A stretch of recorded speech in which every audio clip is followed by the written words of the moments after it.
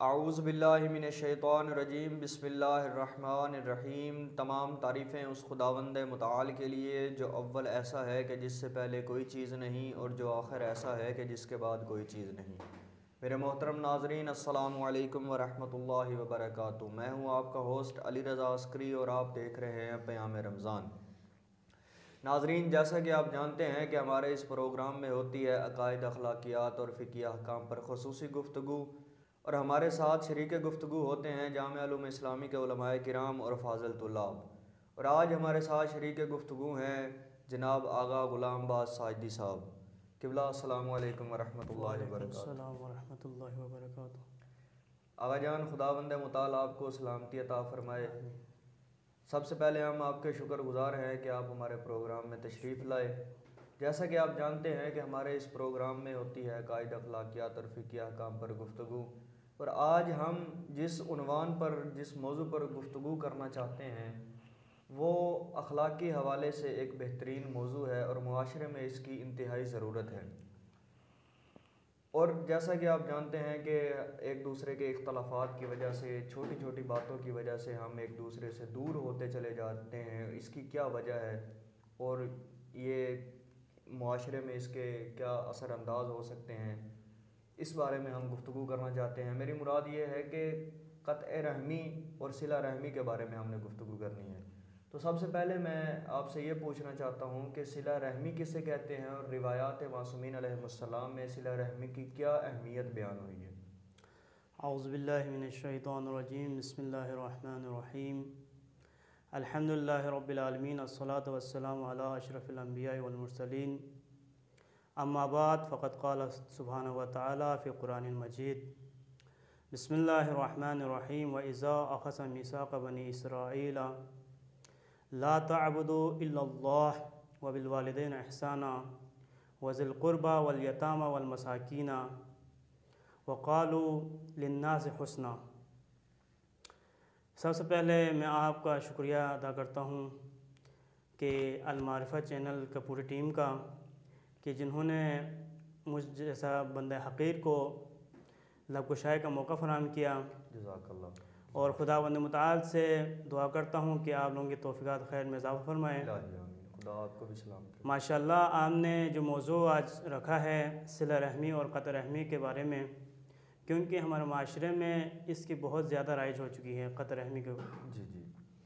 خداوند متعال قرآن مجید میں ارشاد فرما رہا ہے کہ میں نے بنی اسرائیل سے وعدہ لیا، عہد و پیمان کیا کہ وہ خدا کے علاوہ کسی کی عبادت نہ کریں اور اپنے والدین اور رشتہ دار اور یتیم و مسکین کے ساتھ اچھا سلوک کریں اور لوگوں کے ساتھ نرمی سے بات کریں۔ سبحان اللہ۔ خداوند متعال یہاں پر سب سے پہلے جو ارشاد فرما رہا ہے کہ خدا کے علاوہ کسی کی عبادت مت کرو۔ جی۔ خدا سے لائق عبادت، اس کے علاوہ کسی کی عبادت نہیں کر سکتے۔ اس کے بعد جو سب سے پہلے چیز رکھی ہے وہ والدین اور رشتہ داروں سے اچھا سلوک کرنے کا حکم دیا ہے۔ یعنی خداوند متعال نے باقی چیزوں کو بعد میں رکھا ہے، لیکن لوگوں کے ساتھ اچھائی کرنے کا حکم پہلے دیا ہے۔ اس کے بعد آگے آیت میں خداوند متعال نے وَأَقِیمُوا الصَّلَاةَ وَآتُوا الزَّکَاةَ، یعنی نماز اور زکوٰۃ ادا کرنے کا حکم بعد میں دیا ہے، لیکن نماز اور زکوٰۃ سے پہلے حکم دیا کہ لوگوں کے ساتھ نرمی سے بات کرو، اپنے رشتہ داروں اور اقاربین سے اچھا سلوک رکھو۔ سبحان اللہ۔ یہ صلہ رحمی جو ہے، اب ہم صلہ رحمی کو کسے کہتے ہیں اس کا معنی بتائیں گے۔ صلہ رحمی یعنی رحم جو کہتے ہیں جنین کے نشوونما، یعنی کہ بچہ جو ماں کے پیٹ میں نشوونما پاتا ہے اس کو کہتے ہیں رحم، لیکن مجازاً طور پر یہ ہر خونی رشتہ دار کو کہا جاتا ہے۔ اب رحم میں جو ہے نا، وہ اس میں کون کون آتے ہیں؟ اس میں تمام رشتہ دار آتے ہیں، چاہے وہ آپ کے ورثہ پاتے ہوں یا نہ پاتے ہوں، چاہے وہ آپ کے محرم بنتے ہوں یا نہ بنتے ہوں، چاہے وہ آپ کے قریبی ہو یا دوری ہو۔ جیسے خالزاد، پھوپھیزاد جو کزنیں ہیں، عام طور پر انہیں بھائی نہیں کہا جاتا، لیکن رحم میں یہ لوگ بھی شامل ہیں۔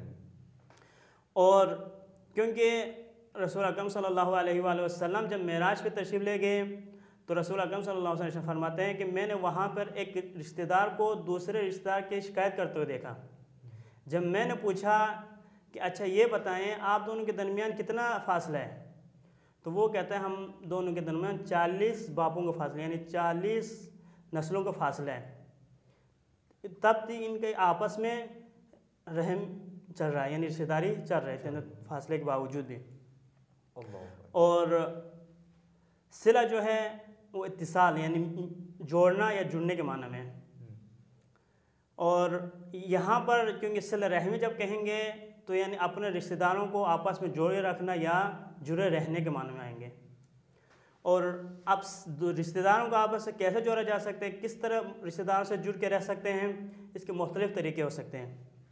اگر وہ آپ کے رشتہ دار جو ہے دنیا میں ہے واقع ہے تو وہ آپ ان سے اچھا سلوک کر کے ان کے سلام دعا رکھ کر ان کی خیر خیریت پوچھ کر آپ اس سے صلہ رحمی کر سکتے ہیں, یعنی ان کے ساتھ صلہ رحمی آپ کر سکتے ہیں ان کا خیر خیریت پوچھ کر. اور اگر وہ اس دنیا سے چلے گئے ہیں, وفات پا چکے ہیں, تو ان کے نام پر صدقہ دے کر اور ان کے لیے دعائے مغفرت کر کر صلہ رحمی کر سکتے ہیں. اور اگر وہ بزرگ ہو چکے ہیں تو ان کے احترام کر کر آپ صلہ رحمی کر سکتے ہیں. اور اگر وہ آپ سے دور ہیں تو آج کل ٹیکنالوجی کا دور ہے, فون پر رابطہ کر خیر خیریت پوچھ کر آپ صلہ رحمی کر سکتے ہیں. امیر المومنین علی بن ابی طالب علیہ الصلوۃ والسلام ارشاد فرماتے ہیں کہ اے لوگوں صلہ رحمی کرو اگرچہ سلام کے ذریعے ہی کیوں نہ ہو. یعنی کہ کوئی چیز دینے کی ضرورت نہیں ہے, اگر آپ صرف سلام کے حد تک ایک دوسرے سے مل جول رکھتے ہیں تو وہی صلہ رحمی شمار ہوگا. اور دوسرا اگر وہ مالی اعتبار سے آپ سے کمتر ہے تو اس کا مالی امداد کر کے بھی صلہ رحمی کیا جا سکتے ہیں, کیونکہ صلہ رحمی کے بارے میں اسلام نے بہت اہمیت دی ہے. اسلام کیونکہ معاشرے کا بقا چاہتا ہے, معاشرہ بننا بہترین معاشرہ اس وقت بن سکتا ہے جب آپ اپنے گھر سے شروع کریں گے. جب ایک گھر بہترین معاشرہ رکھے گا, ایک گھر کیونکہ ایک گھر ایک شہر کے برابر ہے, جب آپ ایک گھر میں اتفاق اور اتحاد سے رہیں گے, ایک اچھا معاشرہ قائم وہاں پہ کریں گے, تو وہی معاشرہ آپ باہر آ کر بھی وہی معاشرہ قائم کر سکتے ہیں. لیکن اگر آپ گھر میں اتفاق نہیں رکھتے ہیں, گھر میں ایک دوسرے سے میل جول نہیں رکھتے, ایک دوسرے سے سلام دعا نہیں کرتے, تو باہر جا کے آپ کبھی بھی دوسروں کو سلام دعا نہیں کر سکتے, دوسروں کے ساتھ اتحاد سے نہیں رہ سکتے. اسی لیے کیونکہ اسلام نے جو رشتہ داروں کے ساتھ صلہ رحمی کا حکم دیا ہے, زیادہ تاکید اسی وجہ سے کیے گئے ہیں کیونکہ صلہ رحمی کی وجہ سے اگر آپ گھر میں اپنے رشتہ داروں اقربین کو اکٹھے کر کے ایک اچھا معاشرہ بنائیں گے تو وہی جب باہر جا کے معاشرہ بنے گا تو بہترین معاشرہ قائم ہوگا. اور صلہ رحمی کے فائدے بہت زیادہ ہیں. خداوند متعال نے اس کے کیونکہ تاکید کی گئی ہے, رسول اکرم صلی اللہ علیہ وآلہ وسلم ارشاد فرماتے ہیں کہ آپ مجھے ایک چیز کی ضمانت دو کہ آپ صلہ رحمی کرو گے. اگر آپ صلہ رحمی کرو گے میں آپ کو 3 چیزوں کی ضمانت دیتا ہوں. سبحان اللہ. پہلی کہ میں آپ کی عمر میں اضافہ ہوگا. ضمانت دے رہے کہ آپ کا عمر میں اضافہ ہوگا. کس لیے؟ آپ صلہ رحمی کرو گے تو آپ عمر میں اضافہ ہوگا. آپ کے رزق میں اضافہ ہوگا. کس لیے؟ کہ آپ صلہ رحمی کرو. اللہ. یعنی صلہ رحمی کرنے سے آپ کی عمر میں اضافہ ہو رہا ہے, آپ کے رزق میں اضافہ ہو رہا ہے, اور آپ کو جنت میں جگہ ملے گا. یعنی خداوند متعال نے جو آپ کو وعدہ کیا ہوا ہے جنت کا, صلہ رحمی کرنے کی وجہ سے آپ کو جنت میں جگہ عطا ہوگا. خداوند متعال ارشاد فرماتے ہیں مجھے 2 قدم سب سے بہترین اور قیمتی ہیں, میرے محبوب ترین 2 قدم ہیں. ایک کون سا؟ ایک وہ قدم کہ کوئی شخص باجماعت نماز میں خالی جگہ کو پر کرنے کے لیے جائیں, اٹھائے قدم, یعنی اس خالی جگہ کو پر کرنے کے لیے قدم اٹھائے, وہ بہترین مجھے سب سے عزیز ہے. دوسری جو 2 رشتہ داروں یعنی 2 رشتہ دار کے درمیان آپس میں اختلاف ہے, قطع رحمی ہے, اس کو صلہ رحمی کرنے کے لیے یعنی اس رشتہ دار کے ساتھ صلہ رحمی کرنے کے لیے جو قدم اٹھایا جاتا ہے مجھے بہترین, میرے لیے محبوب ترین ہے. یعنی جو چیز خداوند متعال کو محبوب ہو اس کی کتنا اجر ثواب ہوگا. ماشاء اللہ آغا صاحب, آپ نے صلہ رحمی کے بارے میں بہترین گفتگو فرمائی, اور کیا خوبصورت بات آپ نے فرمائی کہ دیکھیں اس دنیا میں انسان جو تمنا کرتا ہے میرا خیال ہے وہ یہی 3 چیزیں ہیں. ایک یہ چاہتا ہے کہ میری خواہش ہے کہ میں زیادہ سے زیادہ عمر پاؤں اور میرے پاس زیادہ سے زیادہ رزق ہو اور جنت آخرت میں مجھے ملے. لیکن ایک یہ چھوٹا سا عمل ہے جو اپنے رشتہ داروں کے ساتھ اپنے عزیز و اقارب کے ساتھ وسیلہ رحمی کرے تو پیغمبر اکرام اسلام نے ضمانت دی کہ اسے یہ تینوں چیزیں ملیں گی اور بہترین گفتگو فرمائی. اب میں اگلا سوال یہ آپ سے کرنا چاہتا ہوں کہ یہ جو قطع رحمی ہے اس کے بارے میں روایات میں کیا بیان ہوا ہے اور قطع رحمی کہتے کسے ہیں؟ قطع رحمی جو ہے وہ قط یعنی جدا، جی یعنی اپنے رشتہ داروں سے کٹ کے رہنا، الگ رہنا، الگ تھلگ.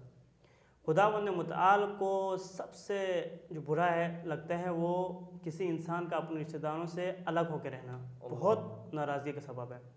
کیونکہ خداوند متعال نے ہر جگہ پہ کہا ہے کہ صلہ رحمی کرو، اپنے رشتہ داروں کے ساتھ جو ہے نا نیکی کرو. کیونکہ جب انسان نیکی کرتا ہے تو خداوند متعال کو پسند ہوتا ہے. جب آپ اسی رشتہ دار سے کیوں خداوند متعال کا حکم، جب حکم کو آپ نافرمانی کریں گے خداوند متعال اس سے ناراض ہوگا. رسول اکرم صلی اللہ علیہ وآلہ وسلم فرماتے ہیں کہ مجھے جبرائیل نے بتایا کہ جنت کا خوشبو تقریباً 100 سال کی مسافت پر بھی سونگا جا سکتا ہے، لیکن 2 شخص اس سے محروم ہوں گے. ایک وہ جو والدین کی نافرمانی کریں، یعنی جو شخص اپنے والدین کی نافرمانی کرتے ہیں اس سے جنت کی خوشبو تک سونگا نہیں جا سکتی، یعنی وہ جنت کی خوشبو تک نہیں سونگ سکتے. اور دوسری کہ جو شخص اپنے رشتہ داروں کے ساتھ قطع تعلقی کرتے ہیں، اگر وہ شخص اپنے رشتہ داروں کے ساتھ قطع تعلقی کریں گے تو وہ اب جنت جانا تو دور کی بات، اس کی خوشبو تک نہیں سونگ سکتے. یعنی خداوند متعال نے اس کے لیے وہ جو خوشبو آتا ہے جو 100 سال کی مسافت سے بھی آ سکتے ہیں اس سے بھی اس سے دور رکھا ہے. کیونکہ خداوند متعال کے رحمت کبھی اس پر آ ہی نہیں سکتا ہے جو اپنے رشتہ داروں کے ساتھ قطع رحمی کرتے ہیں. اچھا ماشاءاللہ آغا صاحب آپ نے قطع رحمی کے بارے میں بھی گفتگو فرمائی اور بہترین گفتگو فرمائی. اب چونکہ ماہ مبارک رمضان اور بابرکت مہینہ ہے، میں یہ پوچھنا چاہتا ہوں کہ اس ماہ مبارک میں بھی اس کی کوئی خاص اہمیت ہے؟ صلہ رحمی اور قطع رحمی کے بارے میں آپ کیا فرما رہے ہیں؟ جی بالکل، کیونکہ یہ بابرکت مہینہ جو ہے خداوند متعال، کیونکہ اس مہینے میں ہر چیز عبادت ہے اور یہ مہینہ خداوند متعال سے قریب ہونے کا مہینہ ہے. کیونکہ خداوند متعال سے قریب ہونے کے لیے سب سے پہلے اپنے رشتہ داروں کے ساتھ قریب ہونا چاہیے. جب تک آپ اپنے رشتہ داروں کے ساتھ قریب نہیں ہوں گا تو خداوند متعال کے ساتھ قریب نہیں ہو سکتے. کیونکہ جب تک بندے کو راضی نہ کریں گے خداوند متعال کبھی راضی ہو ہی نہیں سکتا. کیونکہ خدا تک پہنچنے کے لیے پہلے بندوں کو راضی کرنا ضروری ہے. کیونکہ خداوند متعال حقوق اللہ جو ہے وہ معاف کر دیتے ہیں لیکن حقوق الناس معاف نہیں کرتے. اس لیے پیغمبر خدا صلی اللہ علیہ وسلم نے خطبہ شعبانیہ میں ارشاد فرمایا کہ جو شخص صلہ رحمی کرے گا قیامت کے دن خداوند متعال کی رحمت اس کے ساتھ ہوگا. سبحان اللہ. اور جو شخص قطع رحمی کرے گا خداوند متعال کی رحمت سے وہ دور ہوگا. یعنی صلہ رحمی اور قطع رحمی کے فاصلے بتائے کہ اگر خداوند متعال کی رحمت چاہتے ہو تو صلہ رحمی کرو، وَإِلَّا رحمت سے دور. کیونکہ یہ مہینہ بابرکت مہینہ رحمتوں کا مہینہ ہے، برکتوں کا مہینہ ہے. اگر آپ اور ہم برکت لینا چاہتے ہیں، رحمت لینا چاہتے ہیں، اس سے فائدہ اٹھانا چاہتے ہیں تو صلہ رحمی کرنا چاہیے. جب تک آپ اپنے رشتہ داروں کے صلہ رحمی نہیں کریں گے تو اس مہینے سے ہم کوئی فائدہ نہیں اٹھا سکتے. کیونکہ سب سے پہلے جو چیز شروع ہوتا ہے گھر سے شروع ہوتا ہے. جب آپ اپنے گھر والوں کو راضی نہیں کر سکتے ہیں، جب آپ اپنے گھر والوں کے ساتھ اتفاق اتحاد سے نہیں رہ سکتے تو معاشرے میں آپ اور میں چلنا مشکل ہو جاتا ہے. آغا صاحب بہت شکریہ، آپ نے بہترین انداز میں گفتگو فرمائی اور صلہ رحمی اور قطع رحمی کے حوالے سے آپ نے گفتگو فرمائی. میں دعا گو ہوں کہ خداوند متعال ہمیں صلہ رحمی کرنے کی توفیق عطا فرمائے. اور اسی کے ساتھ میں ناظرین سے بھی ملتمس ہوں کہ اس ماہ مبارک رمضان کے صدقے اگر کوئی بھی اپنے کسی عزیز و اقارب کے ساتھ ناراض ہے یا کسی بھی رنجش کے حوالے سے کسی کے بارے میں کوئی دل میں ہلکی سی بھی رنجش ہے، تو وہ خدا کے لیے اور ماہ مبارک رمضان کے اس بابرکت مہینے کے واسطے اس ماہ مبارک رمضان کے وسیلے سے اپنے عزیز و اقارب کے ساتھ محبت اور الفت پیدا کریں، اور جتنی بھی دلوں میں ناراضگیاں ہیں ان کو ختم کریں، اور صلہ رحمی کو جو ہے معصومین علیہم السلام کی سیرت پر عمل کرتے ہوئے زیادہ سے زیادہ اپنے عزیز و اقارب تک اس صلہ رحمی کا جو پیغام ہے وہ پہنچائیں۔ تو جیسا کہ آغا صاحب آپ جانتے ہیں کہ ہمارے پروگرام کے آخر میں ایک فقہی سوال ہوتا ہے، تو میرا آج کا سوال آپ سے آغا صاحب یہ ہے کہ کوئی شخص مبتلات روزہ میں سے، یعنی وہ چیزیں جو روزے کو باطل کر دیتی ہیں، ان میں سے کسی ایک کو جان بوجھ کر انجام دیتا ہے یا بھول کر انجام دیتا ہے، تو کیا اس کا روزہ باطل ہوتا ہے یا نہیں؟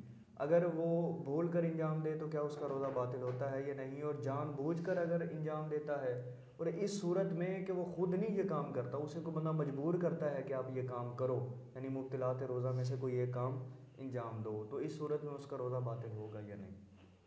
رسول اکرم صلی اللہ علیہ وآلہ وسلم ارشاد فرماتے ہیں کہ میرے امت سے 9 چیزوں کو اٹھا لیا گیا ہے۔ ایک نسیان، دوسری مجبوری، کیونکہ اگر انسان کسی مجبوری کے تحت کوئی کام کرتا ہے تو اس کا کوئی گناہ نہیں ہے، اور اگر کوئی بھول کر کوئی کام انجام دیتا ہے تو اس صورت میں بھی کوئی گناہ نہیں ہے۔ اسی طرح روزے کا بھی ہے، اگر کوئی انسان کوئی چیز بھول کر کھا لے تو اس کا روزہ نہیں ٹوٹتا، اس کا روزہ باطل نہیں ہے۔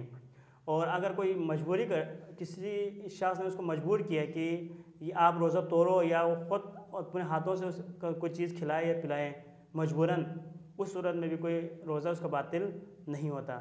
لیکن مجبوری ختم ہے، یعنی اب اس مجبوری ختم ہو گئی ہے، اب اس نے کہا میں نے کھا تو لیے ہے، اب چلو تھوڑا اور کھا لیتے ہیں، اس صورت میں کیونکہ اب وہ اس کا اپنے رضاعت خود راضی ہے اس چیز پر، تو اس صورت میں روزہ باطل ہوگا اور اس پر کفارہ بھی واجب ہوگا۔